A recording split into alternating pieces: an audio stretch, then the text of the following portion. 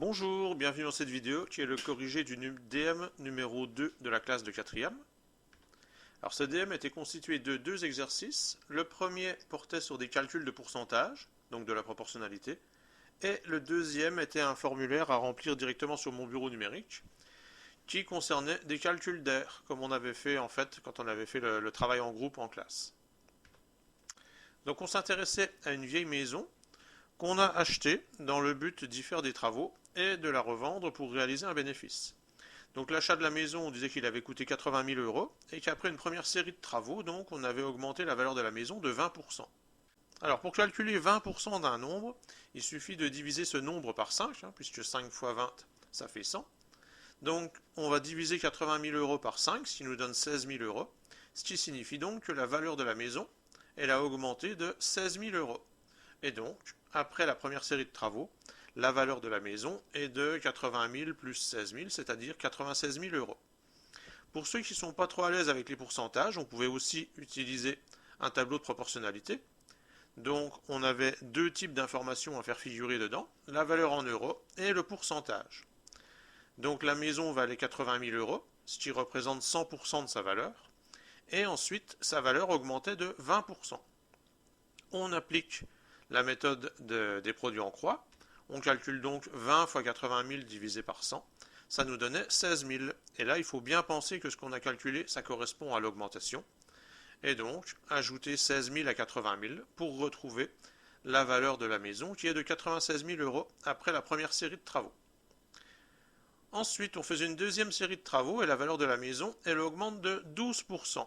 On avait donc ici un nouveau calcul avec des pourcentages à faire. Et pour calculer 12%, il n'y a pas de méthode simple comme pour les 20%. On va donc s'aider à nouveau d'un tableau. Donc la maison avant la nouvelle augmentation, elle vaut 96 000 euros.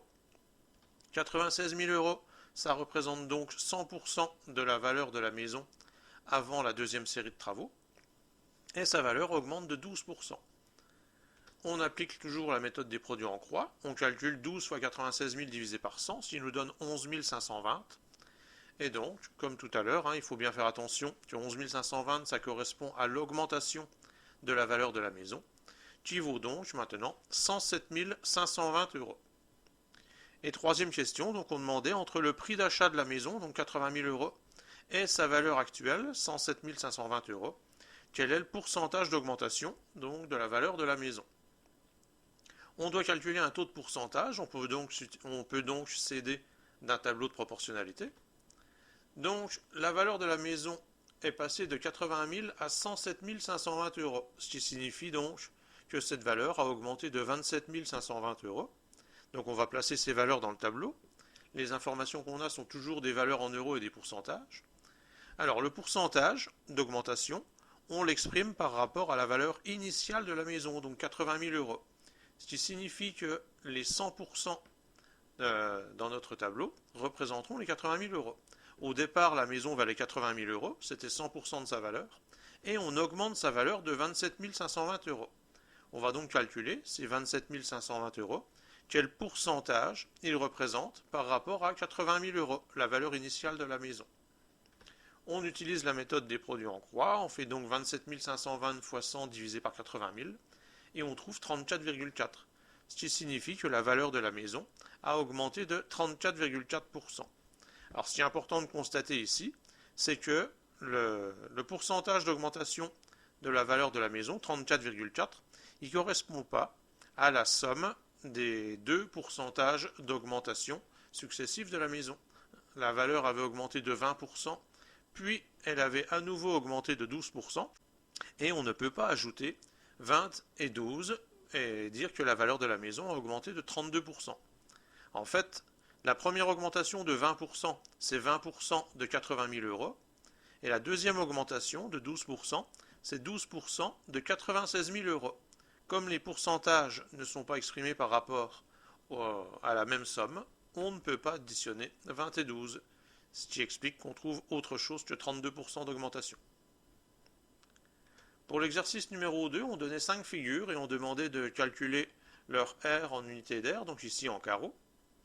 Alors, on pouvait soit utiliser les formules qu'on a vu donc pour calculer l'aire d'un triangle, l'aire d'un losange, l'aire d'un parallélogramme, l'aire d'un trapèze et l'aire d'un polygone avec la formule de Pick, ou bien on pouvait les redécomposer en figures élémentaires. Alors, le triangle A, on peut le partager donc en deux triangles rectangles. Et l'aire d'un triangle rectangle, elle est égale à la moitié de l'aire d'un rectangle. Ici, les dimensions du rectangle seraient 5 en longueur et 2 en largeur. Donc l'aire du triangle du bas, elle est égale à la moitié de 5 fois 2, c'est-à-dire la moitié de 10, donc 5 unités d'aire. De même, l'aire du triangle du haut, elle est égale à la moitié de 5 fois 4, c'est-à-dire la moitié de 20, donc 10 unités d'aire. Donc l'aire de la figure A valait 15 unités d'aire. Pour le losange, on peut utiliser la formule grande diagonale fois petite diagonale divisée par 2. Ici, la petite diagonale mesure 4 unités. La grande diagonale mesure 6 unités. Donc l'aire, on pourrait la calculer en faisant 6 fois 4 divisé par 2, ce qui nous donnerait 12. Ou bien, si on veut décomposer la figure, on peut la décomposer en 4 triangles rectangles, dont les dimensions des côtés de l'angle droit sont 2 et 3. Donc l'aire de chaque triangle rectangle est égale à 3 fois 2 divisé par 2, c'est-à-dire 3 unités d'aire. Et on retrouve donc que l'aire de la figure B, c'est 4 fois 3, donc 12 unités d'aire. Pour la figure C, le parallélogramme, on peut utiliser la formule donnant l'aire du parallélogramme. Base, ici 4, fois hauteur, ici 6. Et 4 fois 6, ça nous donnait 24 unités d'aire. Ou bien, on pouvait compléter ce parallélogramme par deux triangles rectangles de part et d'autre, de façon à former un grand rectangle. L'aire du grand rectangle, ce sera donc 6, la longueur de ce côté-là, fois 9, la longueur de ce côté-là, donc 54 unités d'aire. L'aire de ce triangle rectangle, donc ses dimensions sont 5 de ce côté-là et 6 de ce côté-là. Donc 5 fois 6, ça fait 30. 30 divisé par 2, ça nous donne 15. Donc 15 unités d'aire pour ce triangle-là. Le deuxième triangle est le même, donc 15 unités d'aire aussi. Et donc, l'aire du parallélogramme, ce sera 54, l'aire de tout le rectangle, moins 2 fois 15, donc moins 30, l'aire des deux triangles rectangles réunis. Et 54 moins 30, ça nous redonne l'aire qu'on avait trouvée avec la formule du parallélogramme, donc 24 unités d'aire. Pour la figure D, le trapèze, on pouvait utiliser la formule qui donne l'aire d'un trapèze, donc grande base, ici 9, plus petite base, ici 3, ça fait donc 12, fois la hauteur, donc la hauteur mesure 5, 12 fois 5, ça fait 60, le tout divisé par 2. Et on trouvait donc que l'aire de ce trapèze était égale à 30 unités d'aire. Ou bien on pouvait le décomposer, donc en deux triangles rectangles et un rectangle. Le triangle rectangle de gauche a une aire de 10 unités, 4 fois 5 divisé par 2. Le triangle rectangle de droite a une aire de 5 unités d'aire, 2 fois 5 divisé par 2. L'aire du rectangle central, elle est de 15 unités d'aire, 3 fois 5. Et on retrouve donc, en ajoutant les trois aires, que l'aire du trapèze est égale à 10 plus 15 plus 5, c'est-à-dire 30 unités d'aire. Et dernière figure, donc, le polygone E. Donc pour calculer son aire, on va utiliser la formule de Pick.